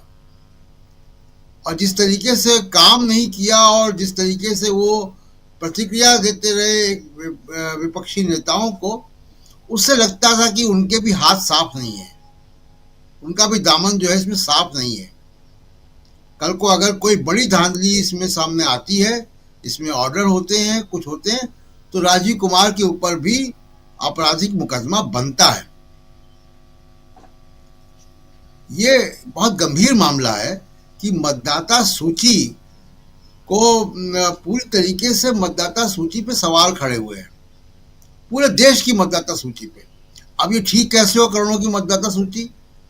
ठीक ऐसे हो कि इस पे कोई कमीशन बैठे, वो कमीशन उसकी जांच करे, रैंडम जांच करे, ऑडिट हो, थर्ड पार्टी ऑडिट हो, पॉलिटिकल पार्टीज के साथ मिलके उसके ऑडिट हो, और ऑडिट के बाद एक राष्ट्रव्यापी अभियान इलेक्शन कमीशन चलाए इसको ठीक करने का। हम लोग दिल्ली के इलेक्शन में भी कई बार चर्चा की, हर विधानसभा के इलेक्शन में डेटा के साथ, प्रमाणों के साथ बात की है हम लोगों ने यहाँ पे कि किस तरीके से मतदाता सूची के जरिए गड़बड़ हो रहा है। विपक्षी पार्टियां भी ईवीएम चिल्ला रही, जबकि हम लोग यहाँ लगातार ये कह रहे थे कि मतदाता सूची से गड़बड़ हो रहा है। कैसे काउंटिंग के 10 घंटे पहले लाखों मतदाता जोड़ दिए गए हरियाणा में? वो कौन लोग थे? महाराष्ट्र में वो कौन लोग हैं जो जुड़ गए? अरविंद केजरीवाल की न्यू दिल्ली सीट पर वो कौन मतदाता हैं जो हटा दिए गए? वो सीट ही छोटी कर दी गई, जनसंख्या बढ़ रही है और सीट छोटी हो रही है। आप देखिए कि ये जो एक इंडस्ट्रियल लेवल पे फ्रॉड हो रहा है, तो पूरी लोकतांत्रिक व्यवस्था को, चुनाव की प्रक्रिया को पूरी तरीके से कुछ लोगों ने हाईजैक कर लिया। ऐसा लगता है कभी कभी कि ये जो इलेक्शन कमीशन का डेटा है, वोटर का डेटा है, इसमें किसी का एक्सेस है, किसी घुसपैठ है। कोई पॉलिटिकल पार्टियां अपने दफ्तर से बैठकर ऊपर नीचे कर दे रही हैं डेटा को। जिस लेवल पे ये हो रहा है उससे तो इशारा इसी तरह मिलता है कि कैसे पश्चिम बंगाल के चुनाव होने तो पहले से ही वहां पे मतदाता सूची पे गड़बड़ होना शुरू हो जाए। राहुल गांधी ने बताया था कि शिरडी में एक बिल्डिंग है जहां पे कितने 7,000 एक बिल्डिंग में 7,000। आम आदमी पार्टी के संजय सिंह बता रहे थे कि वीपी हाउस, दिल्ली का वीपी हाउस, जहां 1 या 2 कमरे के फ्लैट होते हैं, हम लोगों ने देखे वो फ्लैट कई बार, एक एक फ्लैट में 70, 80 मतदाता कहां से आ गए? एक फ्लैट में, 2 कमरे के फ्लैट में 70 लोग रह रहे हैं। ये कौन लोग हैं? इलेक्शन कमीशन को इस पर जवाब देना पड़ेगा। राष्ट्रीय बहस होनी चाहिए। जो मुख्य चुनाव आयुक्त है, इनकी नियुक्ति विवादित है क्योंकि राहुल गांधी वहां गए नहीं, उन्होंने डिसेंटिंग नोट दिया। और हम यहाँ बता चुके हैं कि इनका जो पिछला रिकॉर्ड है वो क्या है। ये अमित शाह के दायां हाथ रहे सरकार में, चाहे वो C-70 हो, चाहे वो राम मंदिर के ट्रस्ट का मामला हो, सहकारिता मंत्रालय का मामला हो। तो ये तो अगर वो जो है वो अमित शाह के दायां हाथ हैं और सरकार के ही लोगों ने इनको नियुक्त किया है, और राजीव कुमार एक बहुत ही ऐसी बुनियाद छोड़ गए हैं, इलेक्शन कमीशन का जो एक निष्पक्ष वजूद है उसको खत्म करके जा चुके हैं वो, तब ज्ञानेश कुमार जी से क्या उम्मीद करते हैं? इसमें कोई सुप्रीम कोर्ट, विपक्षी पार्टियां, जनता का दबाव बनेगा, मीडिया का दबाव बनेगा, तब शायद कुछ करें। इसमें सुप्रीम कोर्ट को हस्तक्षेप करना चाहिए कि अगर देश की लोकतांत्रिक व्यवस्था के साथ ही खिलवाड़ हो रहा है और चुनाव जो है वो दोषपूर्ण है, चुनाव निष्पक्ष नहीं हो रहे हैं तमाम, और एक मतदाता सूची तो एक मामला है, लेवल प्ले फील्ड किस तरह बिगाड़ी जाती है, इस बात की भी जांच होनी चाहिए अगर कि किस आधार पर महाराष्ट्र में शिवसेना का चुनाव चिन्ह छीन लिया गया। इसकी सुप्रीम कोर्ट ने सही तरीके से विवेचना नहीं की। लेवल प्ले फील्ड आपने पार्टियों को तोड़ने को लेजिटिमाइज कर दिया जी, इलेक्शन कमीशन ने, सुप्रीम कोर्ट ने, दोनों ने मिलकर। तो जो लेवल प्ले फील्ड बिगाड़ने का जो खेल है पूरा, कि चुनाव घोषित होते हैं तो मुख्यमंत्री जेल में होते हैं, ईडी वहां जाती है, सीबीआई जाती है, उसके बाद ईवीएम मशीनें हैं, उसके बाद इलेक्टोरल रोल के मामले हैं, पैसे का मामला है, तमाम ऐसे मामले हैं जो कि इलेक्शन को प्रभावित कर रहे हैं और एक निष्पक्ष नतीजा वहां से नहीं निकल रहा है। ये देश के मतदाता के साथ धोखा है। बिल्कुल। और एक आखिरी बात की, जब कल स्टॉक मार्केट खुलेगा सोमवार को, माधवी पुरी बुच का स्वागत वहाँ हो सकता है हो, उनकी FIR जो हुई है, और बहुत निगाह हम लोग को रखनी पड़ेगी कि पीयूष गोयल अमेरिका गए हैं मोदी जी के आने के तुरंत बाद, और मोदी जी के सामने खड़े होके OC ओवल ऑफिस में, जहां ज़ेलेंस्की बिना समझौते में दस्तखत किए बाहर निकल गया, मोदी जी हाँ में हाँ मिलाते रहे। ट्रंप कहता रहा कि टैरिफ आपके ज़्यादा हैं, मोदी जी ये नहीं कह पाए कि ये जो टैरिफ है ये WTO की व्यवस्था के हिसाब से हैं, हमने नहीं लगाए, भारत ने नहीं लगा दिया अमेरिका के ऊपर टैरिफ, ये WTO की एक वैश्विक संस्था के आधार पर है। WTO के पहले GATT था, उसके आधार पर से होते थे जी। ये ग्लोबल सिस्टम है। ऐसा नहीं कि कोई सरकार आई उसने टैरिफ लगा दिया, लेकिन मोदी जी जवाब नहीं दे पाए। अब पीयूष गोयल अगर टैरिफ एक तरफा करवा के लौटते हैं तो आप देखिए कि भारत की अर्थव्यवस्था के ऊपर चौतरफा बहुत ही बुरा असर होगा। बिल्कुल बिल्कुल बिल्कुल सही कह रहे हैं आप, चौतरफा हो सकता है, बहुत बुरा असर हो। लेकिन ये तो अमेरिका, ट्रंप, टैरिफ और कल शेयर बाजार में क्या होता है, क्योंकि शेयर बाजार का सीधा नहीं तो इनडायरेक्ट रूप से आपके ऊपर भी असर पड़ता ही है। देश की आर्थिक स्थिति खराब होती है तो हमारी और आपकी स्थिति भी खराब होगी, ये तय मानिए। अगर इन्वेस्टर्स यहाँ से बाहर जाएंगे, रोजगार कम होगा और भी बहुत सारी चीज़ें हैं, और महंगाई बढ़ेगी, बहुत कुछ। लेकिन उससे इतर चुनाव आयोग अगर खराब हो जाए, चुनाव की प्रक्रिया जो है वो कहीं ना कहीं संदेह के, शक के घेरे में हो, तो फिर क्या होगा? देश का लोकतंत्र खराब होगा, लोकतंत्र कमज़ोर होगा। और ये आज समझ में आ रहा है इसलिए क्योंकि चुनाव आयोग कह रहा है कि एक ही एपिक नंबर वाले वोटर्स कई राज्यों में हैं। ये मान रहा है चुनाव आयोग, और अगर ये मान रहा है तो इसका मतलब है कि धांधली हुई है। अब देखते हैं कि राहुल गांधी, संजय राउत, सुप्रिया सुले और तमाम नेता, क्योंकि इन तीनों का नाम इसलिए ले रहा हूं क्योंकि इन तीनों ने प्रेस कॉन्फ्रेंस की थी। इनके अलावा अरविंद केजरीवाल, ममता बनर्जी, फिर उधर लालू प्रसाद यादव, तेजस्वी यादव, समाजवादी पार्टी के मुखिया अखिलेश यादव, ये सब अपनी बात रखते आए हैं।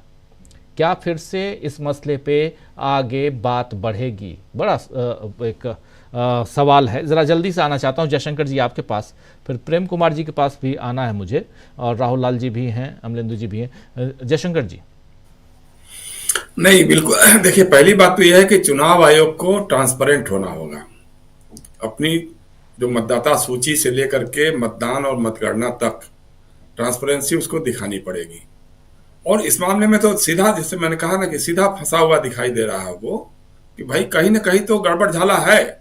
और नहीं तो जो जिस ढंग का माहौल, चुनावी माहौल दिख रहा था, मीडिया में दिख रहा था, एग्जिट पोल्स में दिखाई दे रहा था, या ओपिनियन पोल्स में भी आ रहा था, तो उसके सीधा उलट, एकदम उलट कैसे हो सकता है?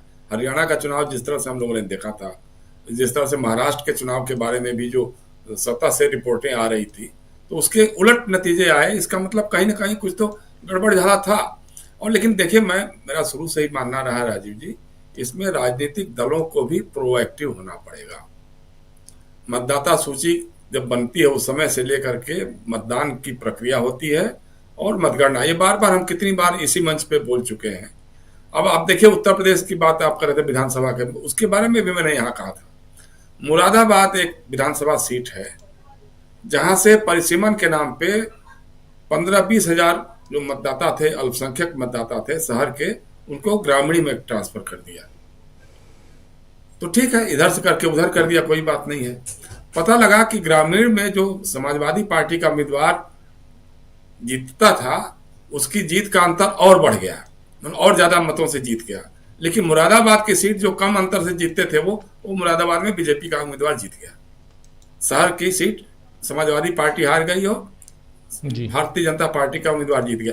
तो इस तरह से ये भी एक खेल करते हैं। अच्छा, इनके लिए बड़ा आसान है, इनके लिए बड़ा आसान है कि कैसे किन किन मतदाताओं को वोटर लिस्ट से बाहर कर देना है, किन को अंदर कर देना है, पहचान करने में कोई इनको दिक्कत नहीं होती है, तो वो लगातार करते हैं। लेकिन अब एक ही सवाल है कि जैसे मैंने अभी इससे पहले भी कहा था, सभी राजनीतिक दलों को, खासतौर से भाजपा तो क्यों आएगी, भाजपा का तो अपना खेल ही चल रहा है, जो राजनीतिक दल ईवीएम में धांधली की बात करते हैं, मतदाता सूचियों में धांधली की बात करते हैं, उनको एकजुट होकर के एक मंच से आकर के इन सारी बातों को लाना होगा और बहुत ही आक्रामक तरीके से, चाहे अदालत में जाना पड़े तो अदालत में जाइए। भाई अगर चुनाव आयोग मान रहा है कि एक ही एपिक नंबर बहुत सारे कई राज्यों में मिले हैं, तो इसका मतलब कि धांधली हुई है।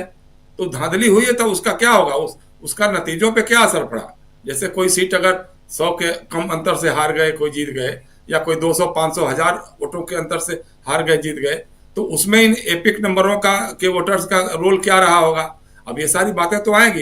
देखिए पब्लिक परसेप्शन में तो आ गया है, पब्लिक तो मान चुकी है कि भाई जो हम देख रहे थे वो तो हुआ नहीं, जो हम चुनाव का माहौल देख रहे थे ऐसा माहौल नतीजों में तो नहीं दिखाई दिया। तो इसका मतलब कुछ ना कुछ तो दाल में काला है, कहीं ना कहीं चुनाव आयोग ने अब कुछ धांधली जरूर हुई है।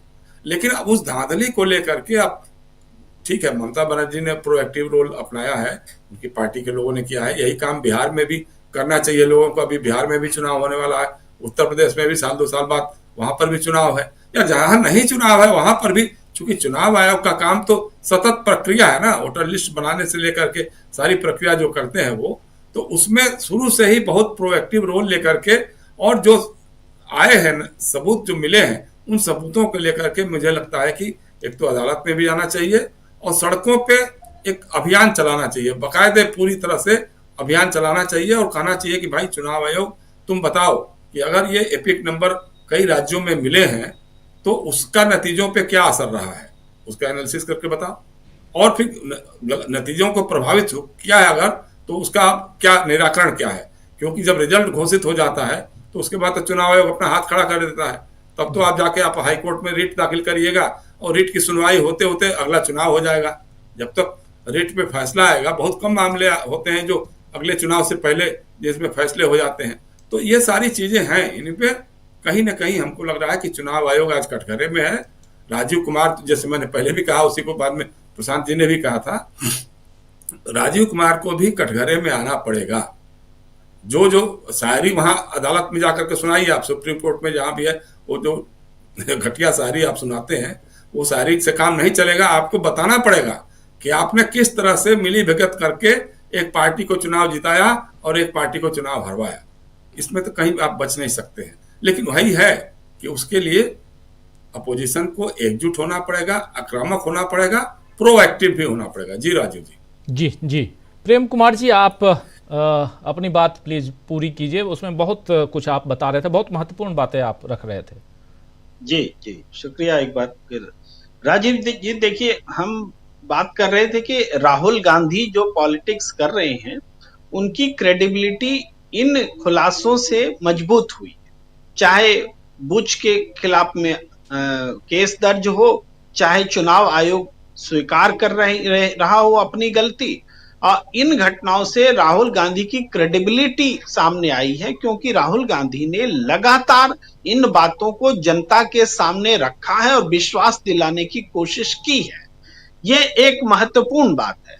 दूसरी बात हम ये भी कहना चाहते हैं, अभी जयशंकर सर कह रहे थे कि जो जनता है वो कैसे इसको लेती है, हमें पब्लिक जो है, पॉलिटिकल पार्टी जो है उसको पहले से थोड़ा प्रोएक्टिव होना हो। प्रोएक्टिव वाली बात को मैं पकड़ रहा हूं। तो प्रोएक्टिव तो सर शरीफ आदमी भी प्रोएक्टिव होता है और चोरी करने वाला भी प्रोएक्टिव होता है।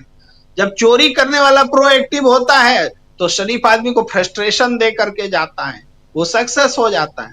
तो यहां पर देखिए, दिल्ली में तो प्रोएक्टिव थे, अरविंद केजरीवाल प्रोएक्टिव थे, डिलीशन एडिशन सब निकाल के रख रहे थे, फिर भी वो दूसरे किस्म का प्रोएक्टिवनेस बेईमानों के पास में था, वो निकाल ले गए चुनाव। तो ये एक बात कहते हुए हम ये भी कहना चाहते हैं कि हम उस फेज से गुजर रहे हैं जब भारतीयों को जंजीरों में जकड़ करके भारत में पटका जा रहा है, फिर भी देश की जनता सड़क पर नहीं उतर रही। हम उस फेज में हैं। यहां हमें यह भी देखना होगा, देखिए राहुल गांधी की क्रेडिबिलिटी मजबूत हो रही, गुनाहगारों का गुनाह सामने आ रहा है, लेकिन गुनाहगारों का जो गुनाह सामने आ रहा है तो उस गुनाह के खिलाफ में एक असंतोष और एक प्रतिक्रिया ये डेवलप होना बाकी है, वरना दोनों चीजें एक साथ होंगी। ये बहुत चैलेंज है, क्योंकि एक माहौल बदला है पूरे हिंदुस्तान का, किसी न किसी तरीके से हर बात किसी और मोर्चे पर होती है और डेमोक्रेटिक जो नॉर्म से कॉम्प्रोमाइज हो जाती है। मगर राहुल गांधी के ही प्रयास से ये वातावरण भी खत्म हो रहा है या खत्म होने के चांसेस बन रहे हैं। मैं एक और बात कह रहा हूं, रेसिप्रोकल वर्ड बड़ा अभी बैड टेस्ट में क्रिएट हुआ अमेरिका में। रेसिप्रोकल, इंडिया में भी reciprocal behaviour, reciprocal political behaviour को देखिए। मैं वहां भी कह रहा था जब मायावती जी की चर्चा कर रहा था कि आप आनंद पर अगर एक्शन लेते हैं और कांग्रेस भी रेसिप्रोकल बिहेवियर दिखलाती है और उदित राज पर एक्शन होता है, तो ये दोनों reciprocal behaviour for the betterment of political ecosystem against Modi politics, ये एक क्रिएट होगा और इसकी संभावनाएं बन रही है। ये मायावती जी का एक सेल्फ रियलाइजेशन का दौर है कि काश हमने अगर 2024 में इंडिया गठबंधन में खुद को जोड़ा होता। एक और बात हम यहां बोलना चाहते हैं कि उत्तर प्रदेश में अभी लगातार दलितों पर हमले की घटनाएं हो रही हैं। भाई दूल्हा घोड़ी पर नहीं चढ़ सकता, ऐसी कम से कम 5 जगहों पर बीते 2 दिनों में घटनाएं घटी हैं। तो इस पर भाई समाजवादी पार्टी क्यों मौन है? भाई वहां उत्पीड़न करने वाला अगर यादव होगा तो आप बोलेंगे नहीं क्या? भाई दलितों पर उत्पीड़न अगर करने वाला ब्राह्मण होगा तभी बोलेंगे, यादव होगा तब भी बोलना होगा, राजपूत होगा तब भी बोलना होगा। दलित उत्पीड़न के खिलाफ हम बोलेंगे कि किसी जाति के खिलाफ बोलेंगे? ये एक पॉलिटिक्स जो है इसको समझने की जरूरत। और एक उत्तर प्रदेश में एक स्थिति पैदा हो रही है, भाई समाजवादी पार्टी का केस से मुसलमान भी एक समय नाराज थे, उनके साथ खड़े होना नहीं चाह रहे थे। रामपुर वगैरह का जो इतिहास है मैं बस संक्षेप में याद दिला रहा हूं। तो इंडिया गठबंधन जब बना तो मुसलमानों का एतबार राहुल गांधी के लिए था और राहुल गांधी ने चूंकि इंडिया गठबंधन में अखिलेश यादव जी को भी जोड़ा, तो ये चुनाव परिणाम ऐसे आए कि दलित और मुस्लिम्स और जो भी बीजेपी को हराना चाहते थे वो राम मंदिर प्राण प्रतिष्ठा के बाद का चुनाव उत्तर प्रदेश बीजेपी हार गई। तो ये एक way of politics Rahul Gandhi का क्रिएट किया हुआ था और एक बार फिर एक नया वे ऑफ पॉलिटिक्स जो है उत्तर प्रदेश में बनने वाला है। और वो जो पॉलिटिक्स होगी वो कांग्रेस प्लस बीएसपी मायावती के जोड़ से होगी। और ऐसा नहीं इंडिया गठबंधन, उत्तर प्रदेश में लोकली गठबंधन होगा, जैसे हर स्टेट में लोकल गठबंधन होता है। उत्तर प्रदेश का गठबंधन होगा, इंडिया गठबंधन चुनाव नहीं लड़ेगा, ये तो मैं आज ही आपको बता देता हूं। और वहां पर पार्टी अलग होगी क्या? मैं कह रहा हूं भाई कांग्रेस और बहुजन समाज पार्टी के गठजोड़ से समझौता होगा अखिलेश यादव जी का। अखिलेश यादव जी टिकट नहीं बांटेंगे कि आप सीट लीजिए हम इतना लड़ेंगे। यहां कांग्रेस और बीएसपी एकजुट हो करके बराबरी की सीटें बटेंगी और उस हिसाब से पॉलिटिक्स क्रिएट होगी, क्योंकि ये वक्त का तकाजा है। अखिलेश यादव जी ने अपनी पॉलिटिक्स में मुसलमानों को भी नाराज किया है, दलितों को भी नाराज किया है। आपको सभी वर्गों को लेकर के चलना पड़ेगा और ये चूंकि नाराज किया है तो भाई कांग्रेस भी मजबूर है, बीएसपी भी मजबूर है। आपके साथ मिल करके आपके लीडरशिप में इलेक्शन नहीं लड़ा जा सकता उत्तर प्रदेश का, ये स्थिति बन गई है। ये वे ऑफ पॉलिटिक्स आप देखेंगे क्रिएट हो रही है, उस दिशा में सोचा जा रहा है और समझ में भी आएगी बात कि कांग्रेस प्लस बीएसपी गठजोड़ करेगी समाजवादी पार्टी के साथ और समाजवादी पार्टी के लीडरशिप में नहीं बल्कि बराबरी के स्तर पर सीटों का बंटवारा होगा। ये भी रेसिप्रोकल बिहेवियर है, रेसिप्रोकल बिहेवियर और पॉलिटिक्स क्रिएट हो रहा है हिंदुस्तान में। जी राजीव जी जी जी 2 साल बाद वो चुनाव है, अगले साल पश्चिम बंगाल में और उसके साथ साथ असम, केरल, तमिलनाडु, पुदुचेरी, इन सब राज्यों में चुनाव होने हैं। उससे पहले इस साल के अंत में बिहार में चुनाव होने हैं। तो लगातार चुनाव अब फिर से हम देखेंगे लगभग 6 महीने बाद। और 2027 में सबसे बड़ा राज्य हिंदुस्तान में जो है आंकड़ों के हिसाब से भी और क्षेत्रफल के हिसाब से भी वो है उत्तर प्रदेश। यहाँ चुनाव होना है और उसकी बात कर रहे थे। और इसलिए क्योंकि मायावती की जो पॉलिटिक्स है वो पॉलिटिक्स पिछले 10 साल से जो कर रही हैं उनमें, इस पॉलिटिक्स में उनको काफ़ी घाटा हुआ है। और उसका नतीजा है कि विधानसभा में मात्र 1 विधायक और लोकसभा में तो बिल्कुल 0। ये बहुत बड़ा घाटा है मायावती का। और इसलिए वो चाहती हैं, राहुल गांधी ने जो ऑफर दिया या राहुल गांधी ने जो बात कही है वो बात शायद कहीं ना कहीं अंदर तक बैठी है। जो भी तो नहीं कह सकता हूं, बैठी ज़रूर है। और उसी का नतीजा हम देख रहे हैं, आकाश आनंद को बाहर करना शायद हो सकता है। हम लोग पॉलिटिकल एनालिसिस कर रहे हैं और उसमें बहुत सारी चीज़ें संभावनाओं पर आधारित होती हैं, इफ़ और बट पे आधारित होती हैं, उन आधार पे हम कह रहे हैं। और लेकिन क्या 2027 के चुनाव से पहले देश की सियासत में और ख़ासकर उत्तर प्रदेश में बहुत कुछ हम बदलाव देखने जा रहे हैं, अगर मायावती का जिस ढंग से अभी पॉलिटिकल बिहेवियर है उस हिसाब से? राहुल लाल जी।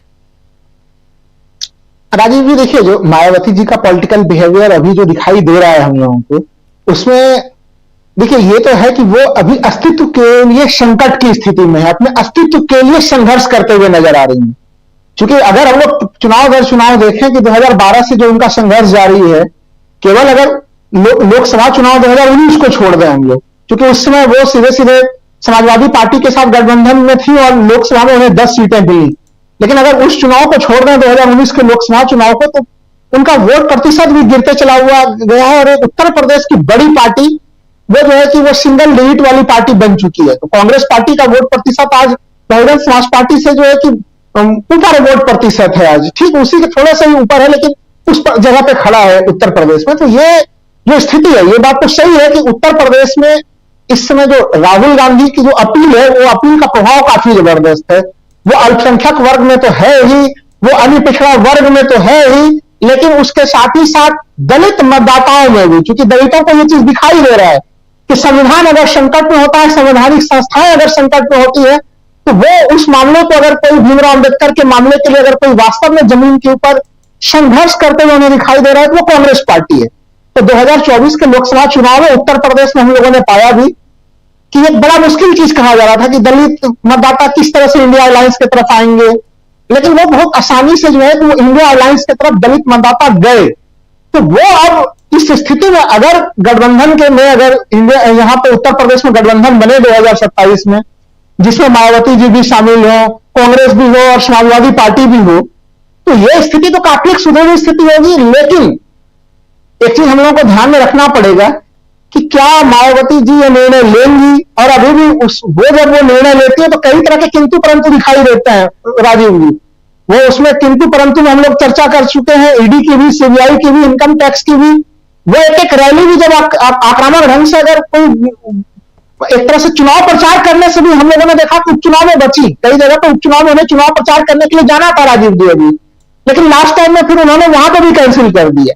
तो ये एक स्थिति है बहुजन समाज पार्टी को लेके कि जो मायावती जी राजनीति कर रही हैं, उस राजनीति का कहां पे हो जाएगा। लेकिन ये जरूर पता है कि अस्तित्व के लिए जो संघर्ष कर रहे हैं, उस संघर्ष का अगर उन्हें वहां से पार्टी को इस पॉइंट से आगे ले जाना है आज के समय से, तो उनके पास सिवाय जो है कांग्रेस की तरफ आए बिना कोई रास्ता नहीं है उनका। भारतीय जनता पार्टी में हम लोग देख ही रहे हैं कि सामना ने क्या लिखा है वहां पे कि गोपनीय मीटिंग हुई है वो एकनाथ शिंदे की, अमित शाह जी की, जिसमें अमित शाह सामना के अनुसार कि अमित शाह क्लियर करते हैं कि आपको अगर मुख्यमंत्री बनना है तो आइए और हमारे भारतीय जनता पार्टी में विलय कर दीजिए आप। तो वो अगर इस प्रकार की घटना अगर भारतीय जनता पार्टी सहयोगी दलों के साथ कर रही है, तो उसके साथ तो कोई गठबंधन की कोई संभावना, कोई कोशिशें नजर नहीं आएंगी, तब तो वो तो कहानी खत्म है। लेकिन ये एक रास्ता जरूर बनता हुआ दिखाई दे रहा है। पर राजीव जी जो पुराने मुख्य चुनाव आयुक्त थे, राजीव जी उनके लिए एक ही चीज मैं कहूंगा, 2 आंकड़े, एक आंकड़े की तरफ हम लोगों ने भी ध्यान दिया कि भाई देश भर में जनसंख्या वृद्धि हो रही है और नई दिल्ली विधानसभा सीट पे मतदाताओं की संख्या घट गई। तो एक तरफ एक विधानसभा सीट पर मतदाताओं की संख्या घट जा रही है, दूसरे तरफ महाराष्ट्र में मतदाताओं की संख्या जो है, जो युवा मतदाता की संख्या जो भारत सरकार आंकड़े दे रही है, उससे मतदाताओं की संख्या बढ़ जा रही है राजीव जी। तो उन्होंने चुनाव आयोग को कैसा जगह बना दिया कि उनके जो मतदाता है महाराष्ट्र के टोटल मतदाता वो जनसंख्या वाले मतदाता से ज्यादा बढ़ जा रहे हैं, यानी वयस्क मतदाता से उनकी संख्या ज्यादा बढ़ जा रही है। तो ये तो अब अंधेर नगरी चौपट राजा वाली स्थिति बना दी थी उन्होंने। तो उससे तो ये क्लियर है कि राजीव कुमार जी ने कहीं न कहीं निर्वाचन आयोग को भारतीय जनता पार्टी का एक्सटेंडेड ऑफिस बना दिया था। और जो आपने शुरुआत में प्रश्न पूछते हुए कहा था कि क्या इस मामले पे कहीं ज्ञानेश कुमार झिझकते हुए दिख रहे हैं, मैं सहमत हूं इस चीज से कि राजीव कुमार जिस अति के बिंदु पर चले गए थे, भारतीय पार्टी का केवल पोस्टर बैनर लगना बाकी रह गया था चुनाव आयोग के ऑफिस के ऊपर जो है, उस स्थिति से तो कम से कम ये बचना चाह रहा है। और इसके कारण यह है कि वो तमाम सीमाओं का उन्होंने उल्लंघन किया। विपक्ष ने काफी ज्यादा मेहनत की, मैं मानता हूं कि विपक्ष का वो मेहनत चुनाव आयोग के आंकड़ों को सार्वजनिक करने में, वो मेहनत हम लोगों को लोकसभा चुनाव से ही दिखाई दे रही है। विपक्ष लगातार सवाल खड़े कर रहा है कि आखिर कौन से डिजिटल इंडिया में हम लोग रह रहे हैं कि आपको आंकड़े स्पष्ट करने में कि मतदान प्रतिशत है कितना, वो लोकसभा चुनाव में 11-11 दिन क्यों लग गए आपको। एक तो वो समस्या, और दूसरी हरियाणा में हो, महाराष्ट्र में हो, महाराष्ट्र में राजीव जी ने वहां पे था भी, आप भी गए हुए थे महाराष्ट्र, हम लोगों ने जमीन को देखा है वहां पे जी। जो परिणाम आए हैं महाराष्ट्र में वो कहीं से भी जमीनी स्थिति से मिलते हुए कहानी नहीं थे। और तमाम लोगों को पता था उस समय राजीव जी कि हरियाणा में एक तरह से घटना घट चुकी है, तो वो सतर्क भी थे लोग। उसके बावजूद भी इलेक्शन कमीशन ऑफ इंडिया के कारण से वो चीजें स्वतंत्र नहीं हुई। अब तो लोग ये चर्चा कर रहे हैं राजीव जी, केवल एक लाइन में कहूंगा कि ये जो इलेक्शन कमीशन ऑफ इंडिया जो फंसी है, जिसको उसने स्वीकार किया है कि उसके एक ईपिक नंबर पर बहुत सारे जो है कि वोटर आईडी बने हुए हैं उनके, तो कहीं ऐसा तो नहीं है कि जो भारतीय जनता पार्टी दावा करती है कि भाई आरएसएस के लोग चल गए चुनाव प्रचार करने के लिए। अब लोग ये सवाल कर रहे हैं कि आरएसएस के लोग चुनाव प्रचार करने के लिए जाते हैं या फिर वोट ही डालने के लिए जाते हैं। ये सवाल अगर बन रहा है इस समय देश में, तो आप सोचिए कि इलेक्शन कमीशन ऑफ इंडिया से हम लोग चुनाव सुधार की क्या उम्मीद करेंगे राजीव जी। बिल्कुल भाई चुनाव सुधार तो बहुत बात की बात है कि वो इक्वल प्लेटफॉर्म लोगों को दे, मुख्य बात तो अभी यही है कि चुनाव का जो मूलभूत प्रक्रिया है वही थोड़ा बहुत ईमानदारी से करा दे, तो उसी में हम ये लोकतंत्र जो है तो उनको बहुत बहुत धन्यवाद देगा कि चलिए आपने कुछ चुनाव को प्रोसेस पे ला दिया। जी बिल्कुल बिल्कुल, बहुत कुछ है। 3 बहुत महत्वपूर्ण सवाल यहाँ पे, 3 चैप्टर हम लोग खोल के बैठे थे। एक चुनाव आयोग का चैप्टर था, दूसरा माधवीपुरी बुच, उसका रिफ्लेक्शन हम कल देखेंगे शेयर बाजार में, जैसा प्रशांत टंडन जी बता चुके हैं, और तीसरा बहुत ही महत्वपूर्ण जो उत्तर प्रदेश की राजनीति से उभर के आया है, लेकिन वो उत्तर प्रदेश नहीं बल्कि अगर मायावती है, बीएसपी है, तो देश की राजनीति पर इसका प्रभाव पड़ता है, आप अच्छी तरह जानते हैं, क्योंकि बीएसपी के वोट बैंक पूरे देश में फैले हुए हैं। और ऐसे में इन तीनों में एक नाम जो है वो कॉमन है, वो नाम है राहुल गांधी का। राहुल गांधी इन तीनों मसलों में कहीं ना कहीं चर्चा में रहे हैं, और इसके अलावा भी बहुत सारे सवाल हैं जिसका जवाब ढूंढने के लिए राहुल गांधी सवाल उठाते रहे, सरकार के सामने सवाल दागते रहे। देखते हैं आने वाले समय में इन मसलों को और कैसे उजागर करता है विपक्ष। लेकिन अभी हम लोग ये चर्चा यहीं समाप्त करते हैं। बहुत बहुत शुक्रिया अदा करता हूं राहुल लाल जी, प्रेम कुमार जी, जयशंकर जी, प्रशांत टंडन जी और अमलेंदु उपाध्याय जी, आप सबका बहुत शुक्रिया, बहुत धन्यवाद। आप तमाम साथियों, आप सबका भी शुक्रिया अदा करता हूं। डॉक्टर विनोद प्रकाश गुप्ता, शलभ